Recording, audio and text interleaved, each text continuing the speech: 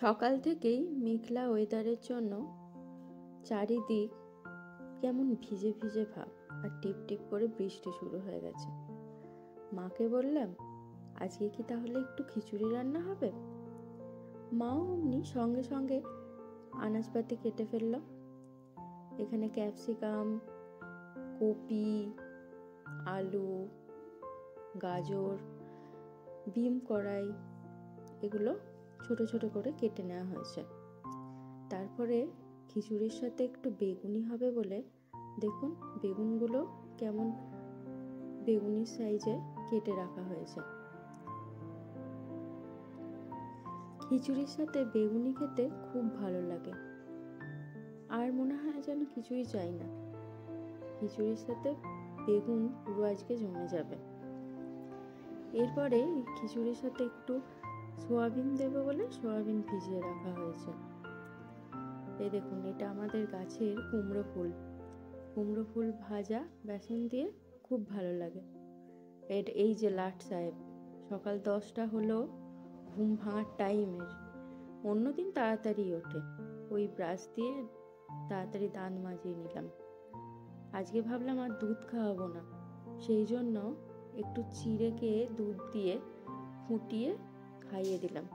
এটাকেই আমি চিড়ের পায়েস বলি, আর এইটাতে চাইলে এলাচও দেওয়া যায়, খুব ভালো লাগে খেতে। আজকে আমি আর এলাচ দিইনি।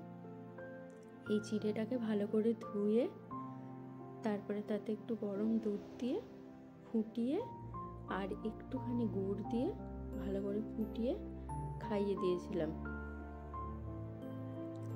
এরকম চটপট করে একটা ভালো খাবার বাচ্চাদের খুব তাড়াতাড়ি ভাবে তৈরিও করা হয়ে যায়, আর খাওয়ানো স্বাস্থ্যের পক্ষে খুব ভালো।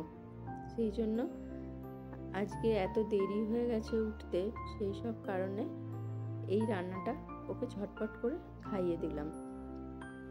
তারপরে তো আবার খিচুড়ি রান্না করতে হবে। দেখুন, এই গুড়টা মিশিয়ে দেওয়ার পর কেমন থকথকে মতো হয়ে গেল, ব্যাস রেডি হয়ে গেল খাবার। এরপর আমি খিচুড়ির জন্য আদা আর জিরে একটু শিলে ভালো করে বেটে নেবো। এই দেখুন, বাটাও হয়ে গেছে।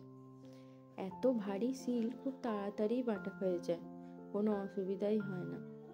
আর এইখানে চাল ভিজিয়ে রেখেছি, আর যে পরিমাণ চাল তাতে মুগ ডাল আর মুগের ডাল আর মুসুর ডাল ভেজে ওই চালের সাথে মিশিয়ে রেখে দিয়েছি।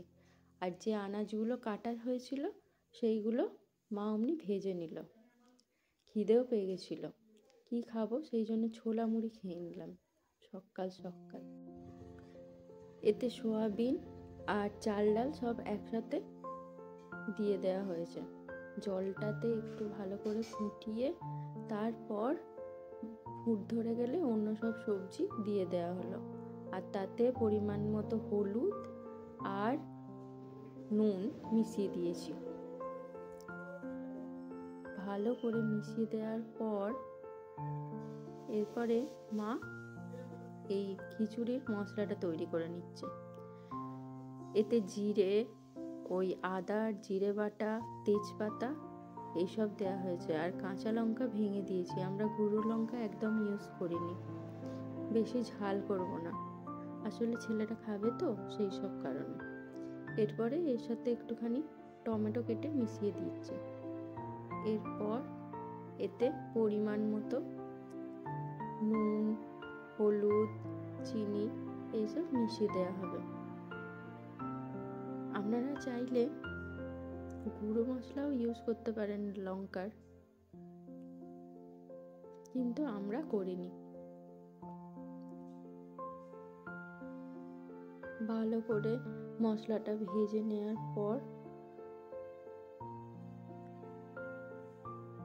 আমরা এরপর এতে না জল ঢেলে দেবো, ঢেলে একটুখানি রাখবো।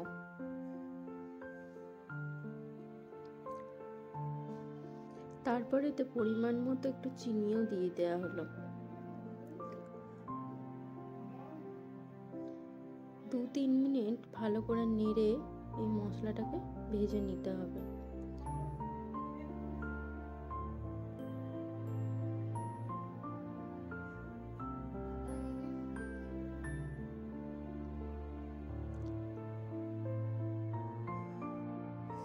এর সাথে সাথে ওইদিকে একটু বেগুনির ব্যবস্থাটা হয়ে যাক। এখানে বেসন নেওয়া হলো, বেসনের সাথে একটু নুন পরিমাণ মতো মিশিয়ে নেওয়া হলো, তার সাথে একটু চিনি, একটু কালো জিরে, একটু হলুদ, সব কিছু একসাথে মিশিয়ে দিয়ে ভালো করে এটাকে ফেটাতে হবে। ভালো করে মাখলে তবেই এই বেগুনিগুলো ভালো ফুলবে। এতে একটুখানি খাবার সোডাও মিশিয়ে নিলাম, যাতে বেশ তেলে ভাজাটা দোকানের মতো হয়।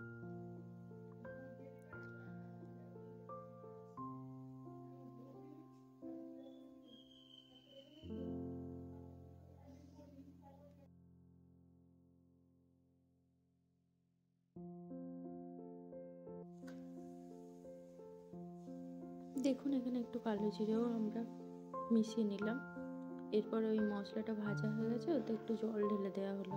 আপনারা চাইলে বাড়িতে যদি ধনেপাতা থাকে তাহলে এই খিচুড়িতে এই মশলার সাথে মিশিয়ে দিয়ে তারপরে সেটা ওই ভাত আর ডালগুলো যখন একটু গলো গলো মতো হয়ে যাবে বা ফুটে যাবে, তখন ওই মশলাটা ওতে ঢেলে দেবেন।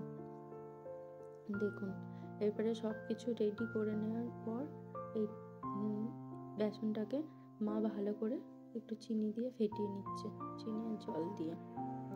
জলটা একটু আস্তে আস্তে করে মিশিয়ে মিশিয়ে দিতে হবে, যাতে কোনো মানে বাড়াবাড়ি জল হয়ে গেলে তো আর জিনিসটা ভালো হবে না। সেই জন্য একটু আস্তে আস্তে করে জল মিশিয়ে মিশিয়ে এই বেসনটা গুলতে হবে। তারপরে এই বেসনগুলো যখন গোলা হয়ে গেল তখন এতে মা বললো একটু সুজি দিয়ে দাও, তাহলে আরও ভালো হবে। একটু সুজি ওর সাথে মিশিয়ে দিলাম। দেওয়ার পর আবার মা একবার ফিটিয়ে নিল, তারপরে আস্তে আস্তে বেগুনিগুলো দিয়ে মা ভাজতে শুরু করলো। এতে একটু তেল গরম করে নেওয়ার পর সেই তেলটাও যদি দিয়ে দেওয়া হয় খুব ভালো হবে। সেই জন্য মাকে বললাম, মা একটু গরম তেল এই বেসনের সাথে মিশিয়ে দিন। মা কড়াতে কটা পাঁপড় ভেজে তারপরে সেই বেসনটাকে মিশিয়ে দিল বেসনে। দেখেছেন তো কেমন থিকনেস হয়েছে বেসনটা।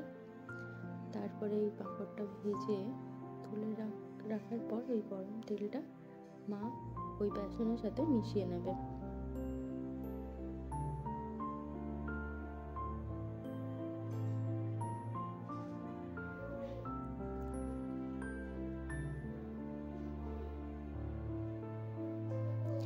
বেসন বেগুনি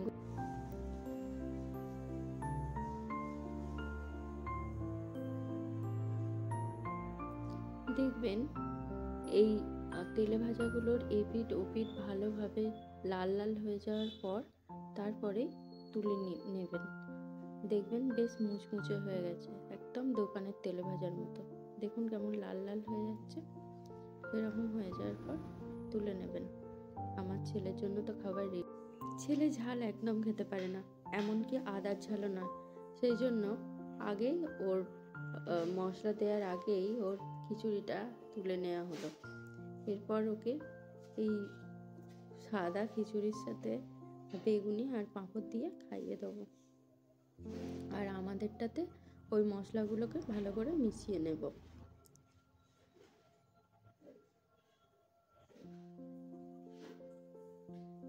ভালো করে মিশিয়ে আর একটুখানি ফুটিয়ে নিতে হবে, ভালো করে ফুটিয়ে নিতে হবে, যাতে মশলাটা ভালো করে মিশে যায় খিচুড়ির সাথে।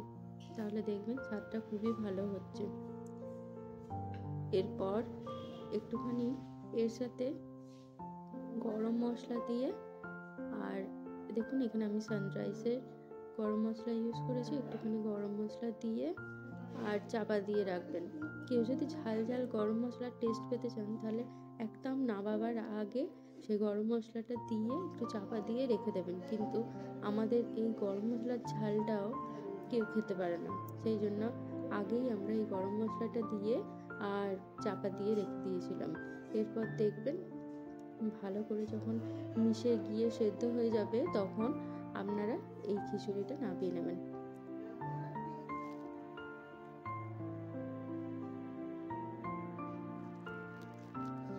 পর দেখুন ও নিজেই খেতে শুরু করে দিয়েছে।